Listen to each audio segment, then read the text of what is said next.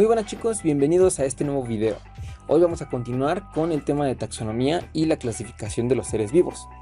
Empecemos definiendo qué es la taxonomía. También llamada teoría binominal, se encarga de clasificar los seres vivos y darles nombre científico. Esta es una rama muy importante de la biología y se le conoce a Carlos Linneo como el padre de la taxonomía. Él fue un naturalista austriaco que se encargó de clasificar un montón de seres vivos. Implementó la nomenclatura binomial o nombres científicos por ahí de 1731, o sea ya tiene un tiempo, y dio los primeros pasos para llegar a los taxones actuales. La nomenclatura binomial, también conocida como teoría binominal, clasifica a los organismos asignándoles un nombre. Este nombre está conformado por dos partes, el género y la especie. Esta clasificación fue propuesta por Linneo y ha demostrado ser muy flexible y adaptable a todos los nuevos conocimientos y teorías biológicas, incluso a los nuevos seres vivos que se vayan descubriendo. Como podemos ver aquí en la imagen, el nombre científico se escribe en cursiva y si se escribe a mano y no se sabe escribir en cursiva puede ir subrayado. En el caso del nombre científico del humano, o sea el Homo sapiens, Homo pertenecería al género y sapiens a la especie. Y el nombre vulgar pues sería los humanos. Ahora revisemos los taxones. Estos se ordenan de lo general a lo particular en el siguiente orden. De arriba hacia abajo primero tendríamos lo más general y hasta abajo lo más particular. Esto quiere decir que el reino es el taxón con más individuos dentro de él. Cada reino va a dividirse en varios filos, cada filo en cada clase, en varias clases, cada clase en varios órdenes y así hasta llegar al género, que se divide en varias especies. Y las especies al final pues van a ser lo más particular, ya no podemos bajar más, ya es lo más específico que se encuentra. En 1969, Whittaker propone una clasificación con 5 reinos y considera varias características en los seres vivos: el tipo de célula, el nivel de organización, el tipo de nutrición, la reproducción y la respiración. Pero años después, en el 77, Carl Woese propone el uso de dominios.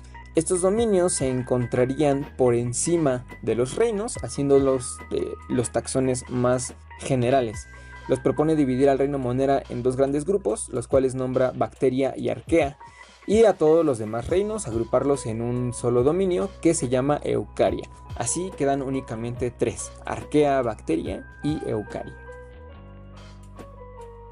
Ahora revisemos esta pequeña tablita de clasificación, en donde en la parte de arriba tenemos a los 5 reinos: Monera, Protista, Fungi, Plantae y Animalia, y la parte de la izquierda tenemos las características: su tipo de célula, es decir, si va a ser procariota o eucariota, su nutrición, si va a ser autótrofo o heterótrofo, su respiración, si va a ser aerobia o anaerobia, su reproducción, si va a ser sexual o asexual, y su organización celular, si es unicelular o pluricelular.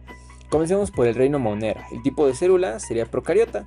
La nutrición puede ser tanto autótrofa como heterótrofa, la respiración tanto aerobia como anaerobia, la reproducción tanto sexual como asexual.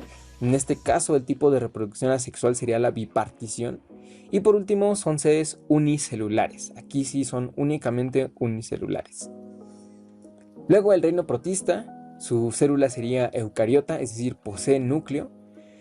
Su nutrición tanto autótrofa como heterótrofa. Cuando nos encontramos con dos características al mismo tiempo, no significa que todos van a ser autótrofos y heterótrofos al mismo tiempo, sino que en este reino se clasifican seres tanto autótrofos como heterótrofos. Su respiración va a ser aerobia, su reproducción va a ser sexual y asexual, es decir, seres que puedan reproducirse sexualmente y otros que también puedan reproducirse asexualmente, y van a ser también unicelulares. En el reino fungi, su tipo de célula es eucariota, su nutrición heterótrofa, la respiración aerobia, la reproducción sexual y asexual, en este caso por esporas, y su organización celular va a haber seres tanto unicelulares, que serían las levaduras, como pluricelulares, que serían los hongos. Luego tendríamos al Plantae o el reino vegetal. Su célula sería eucariota, su nutrición autótrofa, respiración aerobia, reproducción sexual y asexual, y su organización celular sería pluricelulares. Y por último, el reino Animalia. Su tipo de célula sería eucariota, su nutrición heterótrofa, respiración tanto aerobia como anaerobia en ocasiones, esto haciendo referencia a que las células musculares de los mamíferos pueden hacer fermentación y que es parte de la respiración anaerobia.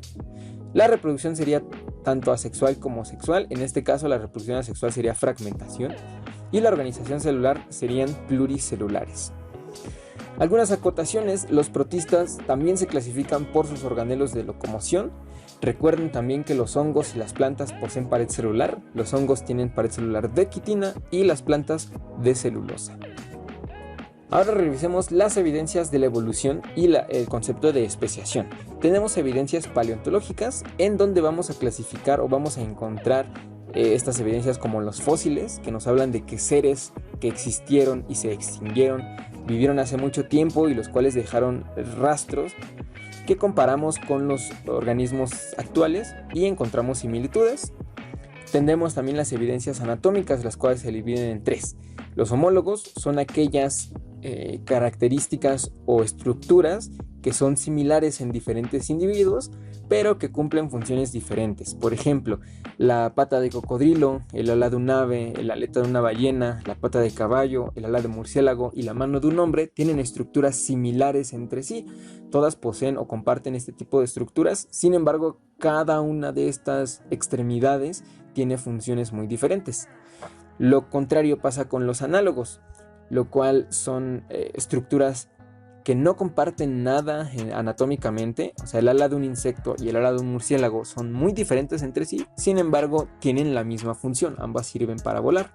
Y por último, las vestigiales, que serían rastros o rasgos que quedaron ahí de evidencia de que provenimos de especies que ya se extinguieron. Por ejemplo, estas estructuras en las serpientes que indican que en algún momento o en algún ancestro que tuvieron las serpientes tuvieron patas. También tenemos las evidencias embriológicas, en donde, por ejemplo, en esta imagen tenemos 4 embriones. Todos poseen hendiduras branquiales y todos poseen cola. Entonces sería muy difícil identificar de qué tipo de animal son estos embriones. Sin embargo, aunque podríamos decir que todos son iguales, pues hay embriones de pez, de reptil, de ave y de humano, que cuando vemos estas estructuras, estos individuos ya desarrollados, parece que no se parecen en nada, pues en estas etapas del desarrollo sí se parecen mucho, ¿vale? Entonces esto también es evidencia de que compartimos ciertas características también en nuestro desarrollo. Las evidencias genéticas son manifestaciones fenotípicas del DNA, pueden ser manifestaciones fenotípicas, son diferencias mínimas en el DNA que hacen las grandes diferencias entre las especies. Recordemos que todos poseemos ADN y que todos tienen esta estructura y la forma de unirse de las bases nitrogenadas. Entonces simplemente hay pequeñas diferencias en estas secuencias que hacen que a fin de cuentas las diferencias sean grandes entre las especies. También existen divergencias en algún punto del árbol filogenético donde encontramos ancestros en común. Por ejemplo, aquí sería el ancestro en común entre los equinodermos o las estrellas de mar y los humanos, ¿no? Y acá tendríamos otro ancestro, aquí también, etcétera, etcétera. Y por último, las evidencias biogeográficas. Esta nos habla de poblaciones que residen en diferentes localizaciones geográficas y existen varios tipos de especiaciones. La especiación parapátrica, que sería una diferenciación que ocurre aunque no haya una separación geográfica y se da mediante cambios en el medio. También tendríamos la especiación estasipátrica, la cual se da mediante mutaciones en la secuencia de ADN o cambios en los cromosomas. La especiación simpátrica, que no implica una separación geográfica, pero sí la utilización de un nicho ecológico distinto. Esto quiere decir que aunque vivan cerca las especies, cada una ocupa un lugar diferente dentro del mismo ecosistema y esto da un cambio en esa especie. Y la especiación alopátrica, esta se da en grupos de organismos del cual surgen 2 o más poblaciones, las cuales no se van a estar reproduciendo o no se van a aparear con regularidad, como el ejemplo que les ponía hace rato con los elefantes asiáticos y los africanos. Por último, vamos a revisar las interacciones entre organismos. El mutualismo es una interacción o una relación interespecífica, ya que sucede entre organismos de dos especies, y como por ejemplo la polinización, ¿no? Donde una abeja va a ayudar a una flor a reproducirse y la flor va a ayudar a la abeja a alimentarse, por eso se llama mutualismo, ambos individuos se están beneficiando. En la simbiosis, ambos individuos se benefician de igual manera. En este caso el ejemplo sería un líquen, donde tenemos un alga y un hongo que se organizan para vivir en comunidad y apoyarse mutuamente a lo largo de su vida, ¿ok? La diferencia entre simbiosis y mutualismo es que la simbiosis suele ser o permanente o a largo plazo, y el mutualismo es momentáneo. Luego tendríamos al comensalismo. El ejemplo sería la rémora con el tiburón. Cuando el tiburón se alimenta, deja pequeños pedazos o sobras a su alrededor y la rémora se alimenta de esas sobras. Esto quiere decir que al tiburón la verdad no le va a afectar en la presencia de la rémora. Le da igual si la rémora come sus sobras o no, el tiburón ya comió, pero la rémora sí se va a beneficiar. En este caso un organismo se beneficia y el otro queda indiferente. El parasitismo, por ejemplo, los parásitos intestinales o estomacales que podamos adquirir los humanos, es donde un individuo se va a beneficiar, pero a costa de otro. Es decir, uno se beneficia y el otro se perjudica. La depredación es donde un individuo va a dar caza y muerte a otro con la finalidad de comer. Aquí un individuo se beneficia y el otro pues no solamente se perjudica, sino que también muere. Por último, tenemos dos tipos de competencia. La competencia que puede ser entre individuos de diferentes especies, la cual sería interespecífica, como ya había mencionado, pero también la competencia por alimentos, que suele darse entre individuos también de la misma especie. En este caso sería una relación intraespecífica, porque sucede dentro de la misma especie.